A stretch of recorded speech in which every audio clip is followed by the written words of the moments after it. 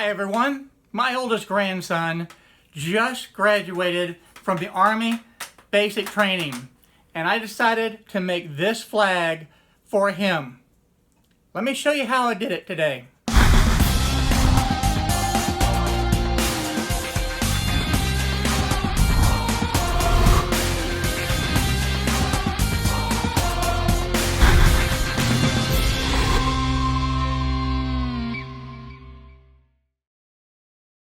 The first step in making this flag was to cut all of the pieces of wood to 37 inches.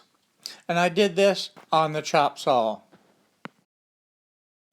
The next step in the process is to cut all of the strips of wood to size.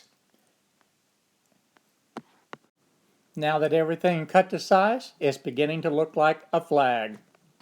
Okay, I've got them all sanded now, just very lightly, just knocking off the rough parts. And what I'm going to do is go ahead and glue up the blue field and make it one solid piece. And then I'm going to take on the stripes. I'm going to pull out the red ones that I'm going to make. I'm going to do it. So I'm just going to stand these up on end now. We'll get glue on it.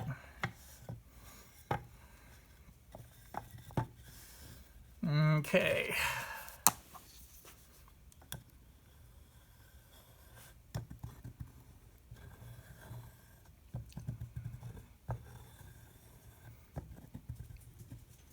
And the one thing that I did do, I forgot to get my little brush, but a little bit more to be able to accomplish that.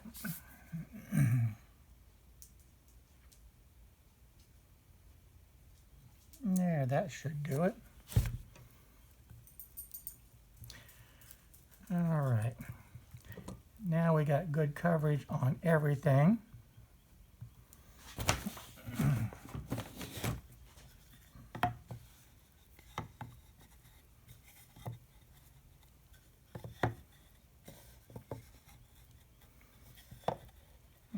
Okay.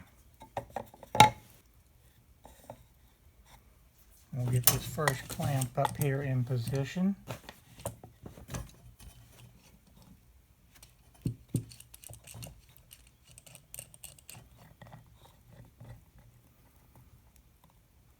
Okay.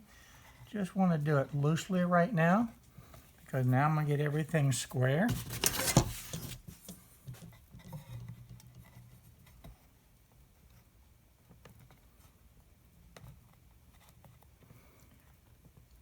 There we go. I'm going to move this over a little bit to get my second clamp in position.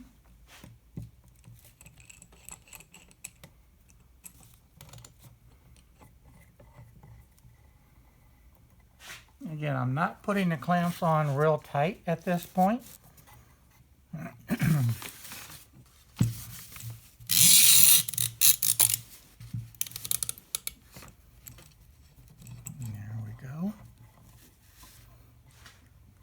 Now, I'm going to go ahead and put these pieces in place to be able to hold everything down.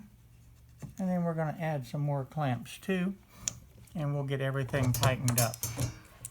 The old saying is that you can't have too many clamps.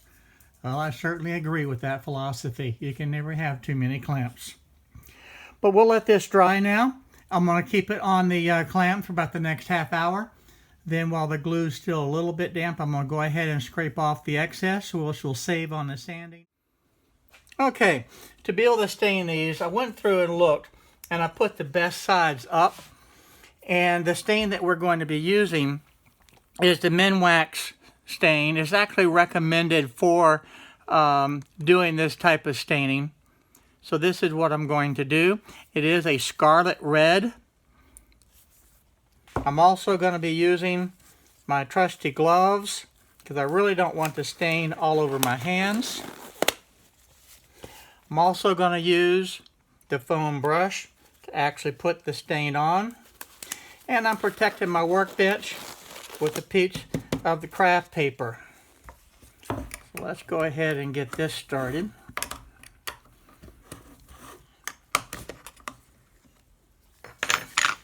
All right.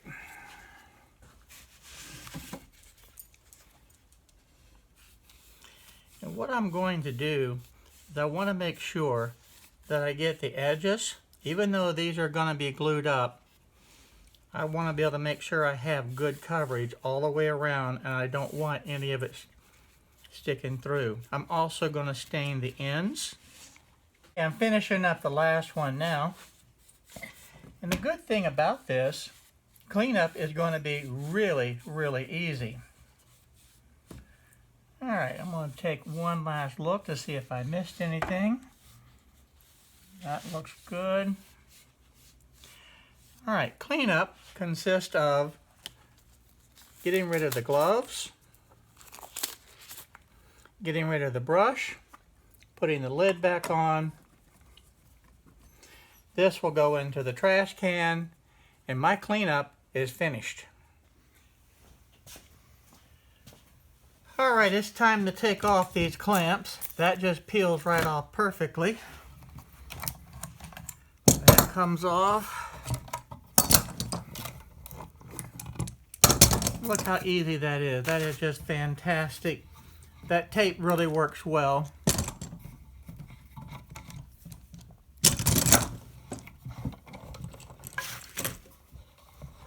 Alright, I'm going to get a scraper. We'll scrape off the excess glue. Okay, all I'm going to do is just scrape off this excess glue.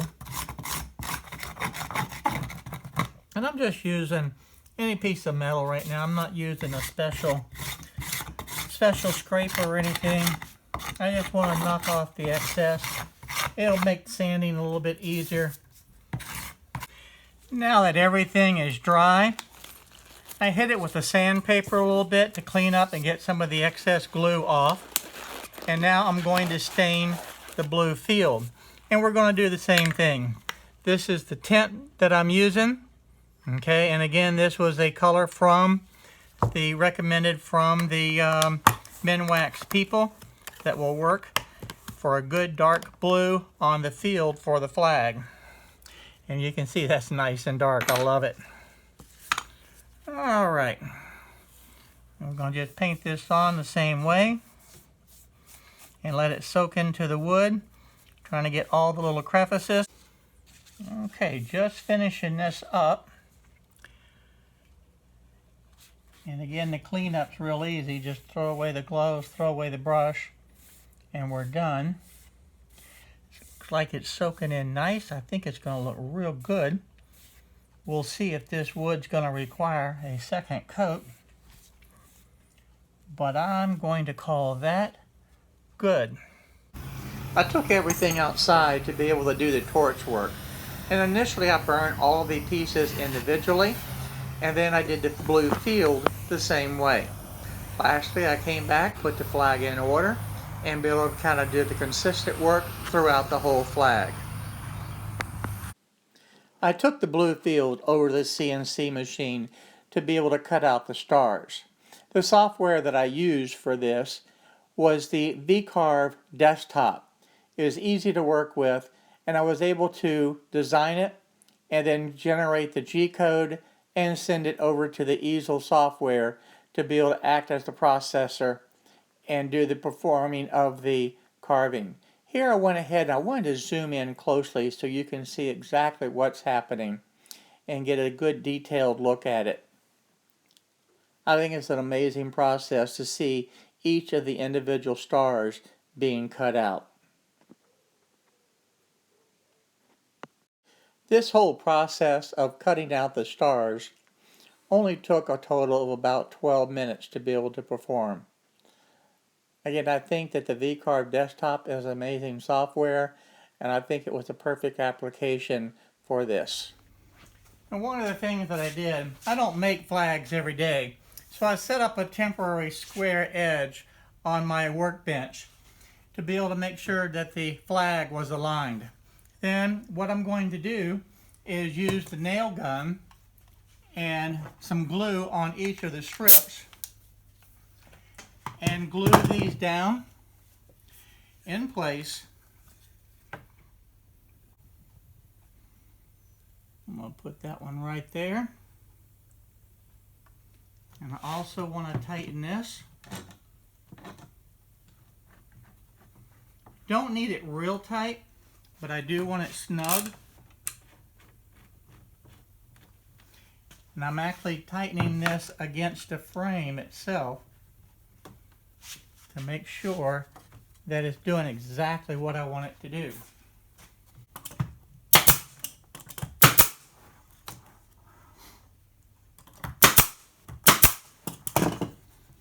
And I also want to make sure that these are all tapped down.